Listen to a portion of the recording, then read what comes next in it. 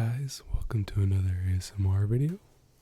Today, I'm going to be reading another 2 chapters out of The Art of War.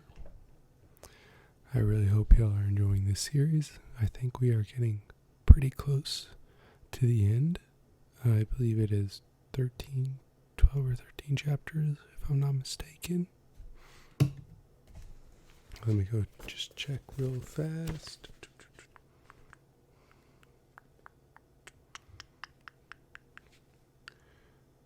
13, yep, 13, and we are on 11. We really on 11?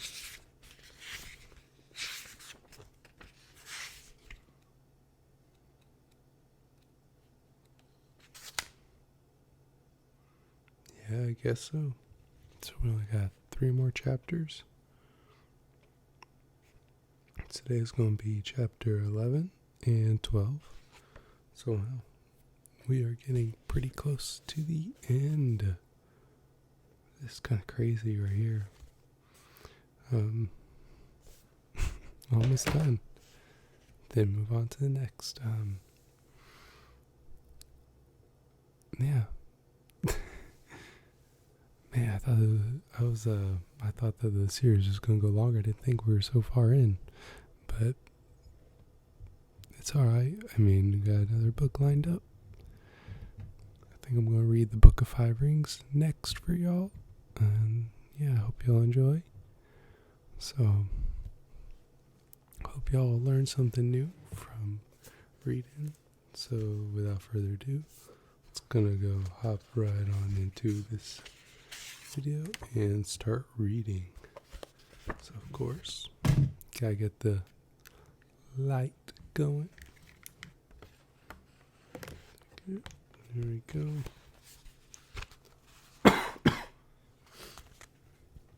Sorry, guys. Sun Tzu said, "The art of war recognizes 9 varieties of ground: dispersive ground, facile ground, contentious ground, open ground, ground of intersecting highways, serious ground, difficult ground, hemmed-in ground, desperate ground. When a chieftain is fighting in his own territory, it is dispersive ground. When he has penetrated into hostile territory, but to no great distance, it is facile ground. Ground, the possession of which imports great advantage to either side, is contentious ground. Ground on which each side has liberty of movement is open ground.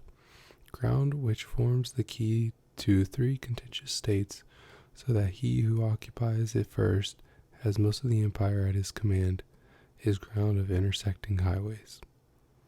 When an army has penetrated into the heart of hostile country, leaving a number of fortified cities in its rear, it is serious ground. Mountains, forests, rugged steeps, marshes and fens, all country that is hard to traverse, this is difficult ground. Ground which is reached through the narrow gorges, and from which we can only retire by tortuous paths, so that a small number of the enemy would suffice to crush a large body of our men, this is hemmed ground. Ground on which we can only be saved from destruction by fighting without delay, is desperate ground. On dispersive ground, therefore, fight not. On facile ground, halt not. On contentious ground, attack not. On open ground, do not try to block the enemy's way. On the ground of intersecting highways, join hands with your allies. On serious ground, gather and plunder. In difficult ground, keep steadily on the march. On hemmed ground, resort to stratagem, or on desperate ground, fight.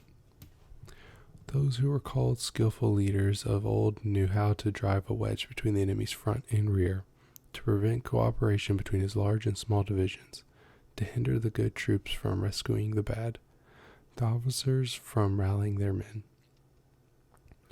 When the enemy's men were scattered, they prevented them from concentrating, Even when their forces were united, they managed to keep them in order. When it was to their advantage, they made a forward move. When otherwise, they stopped still. If asked how to cope with a great host of the enemy in orderly array, and on the point of marching to the attack, I would say begin by seizing something which your opponent holds dear, and he will be amenable to your will. Rapidity is the essence of war. Take advantage of the enemy's unreadiness. Make your way by unexpected routes and attack unguarded spots. The following are the principles to be observed by the invading force.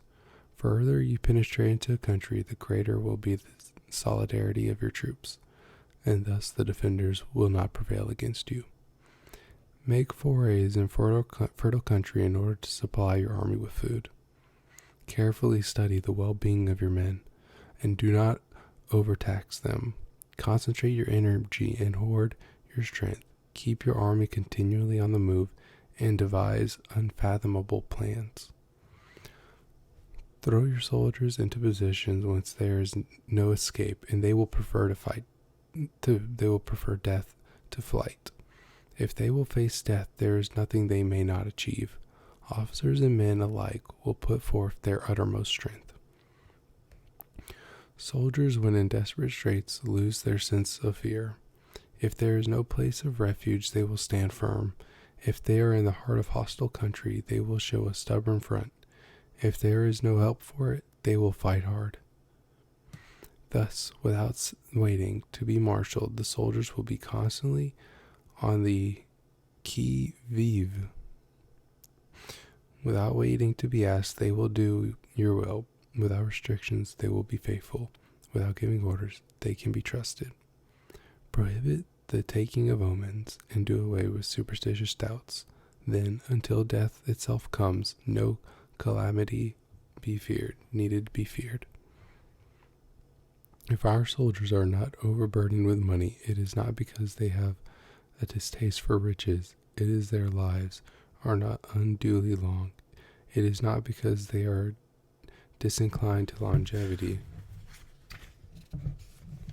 On the day they are ordered out to battle, your soldiers may weep, those sitting up bedewing their garments, and those lying down letting their tears run down their cheeks. But let them once be brought to bay, and they will display the courage of Chu or Kai. The skillful tactician may be likened to the Shaojian, and the Shaojian is a snake that is found in the Chang Mountains. Strike at its head, and you will be attacked by its tail. Strike at its tail, and you will be attacked by its head. Strike in the middle, and you will be attacked by the head and tail both. Ask if an army can be made to imitate the Shaojian. I should answer yes, for the men of Wu and the men of Yue are enemies, yet if they are crossing a river in the same boat and are caught by a storm, they will come to each other's assistance, just as the left hand helps the right. Hence, it is not enough to put one's trust in the tethering of horses and bearing of chariot wheels in the ground. The principle on which to manage an army is to set up one standard of courage which all must reach. How to make the best of both strong and weak? That is a question involving the proper use of ground. Thus the skillful general conducts his army just as though he were leading a single man, willy-nilly by the hand. It is the business of the general to be quiet and thus ensure secrecy, upright and just, and thus maintain order. He must be able to mystify his officers and men by false reports and appearances, and thus keeping them in total ignorance. By altering his arrangements and changing his plans, he keeps the enemy without definite knowledge. By shifting his camp and taking circuitous routes, he prevents the enemy from anticipating his purpose. At the critical moment, the leader of an army acts like one who has climbed up a height and then kicks away the ladder behind him. He carries his men deep into hostile territory before he shows his hand. He burns his boats and breaks his cooking pots. Like a shepherd driving a flock of sheep, he drives his men this way and that, and none know whither he is going. To muster his hosts and bring into danger, this may be termed the business of the general. The different measures suited to the 9 varieties of ground, the expediency of aggressive and defensive tactics, and the fundamental laws of human nature, these are things that must certainly be studied. Must most certainly be studied. Must most certainly be studied. When invading hostile territory, the general principle is that penetrating deeply brings cohesion. Penetrating but a short way means dispersion. When you leave your own country behind and take your army across the neighboring territory, you find yourself on critical ground. When there are means of communication on all 4 sides, the ground is one of intersecting highways. When you penetrate deeply into a country, it is serious ground. When you penetrate but a little way, it is facile ground. When you have the enemy's strongholds on your rear and narrow passes in front, it is hemmed in ground. When there is no place of refuge at all, it is desperate ground. Therefore, on dispersive ground, I would inspire my men with unity of purpose. On facile ground, I would see that there is close connection between all parts of my army. On contentious ground, I would hurry up my rear. On open ground, I would keep a vigilant eye on my defenses. On ground of intersecting highways, I would consolidate my alliances. On serious ground, I would try to ensure a continuous stream of supplies. On difficult ground, I would keep pushing on along the road. On hemmed-in ground, I would block any way of retreat. On desperate ground, I would proclaim to my soldiers the hopelessness of saving their lives. For it is the soldier's disposition to offer an obstinate resistance when surrounded, to fight hard when he cannot help himself, and to obey promptly when he has fallen into danger.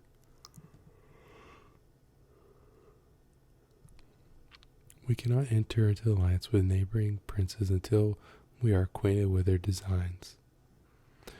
We are not fit to lead an army on the march unless we are familiar with the face of the country, its mountains and forests, its pitfalls and precipices, its marshes and swamps. We shall be unable to turn natural advantages to account unless we make use of local guides. To be ignorant of any one of the following or 5 principles does not befit a warlike prince. When a warlike prince attacks a powerful state, his generalship shows itself in preventing the concentration of the enemy's forces. He overawes his opponents, and their allies are prevented from joining against him. Hence, he does not strive to ally himself with all and sundry, nor does he foster the power of other states. He carries out his own secret designs, keeping his antagonists in awe. Thus, he is able to capture their cities and overthrow their kingdoms. Bestow rewards without regard to rule.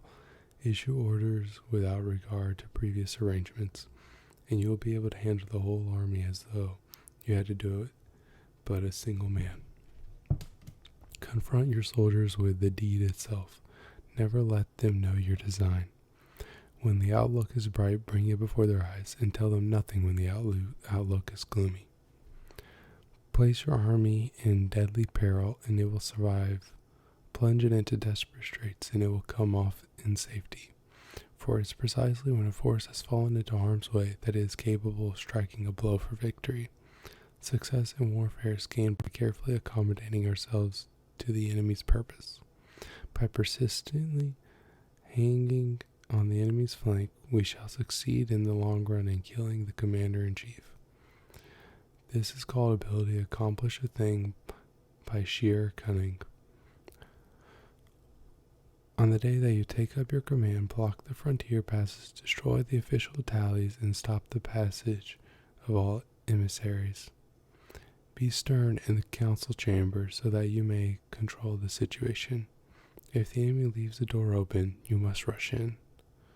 Forestall your opponent by seizing what he holds dear, and subtly contrive to time his arrival on the ground. Walk in the path defined by rule and accommodate yourself to the enemy until you can fight a decisive battle. At first, then exhibit the coyness of a maiden until the enemy gives you an opening. Afterwards, emulate the rapidity of a rushing hare, and it will be too late for the enemy to oppose you. Wow, that was a really long chapter. Let's see how...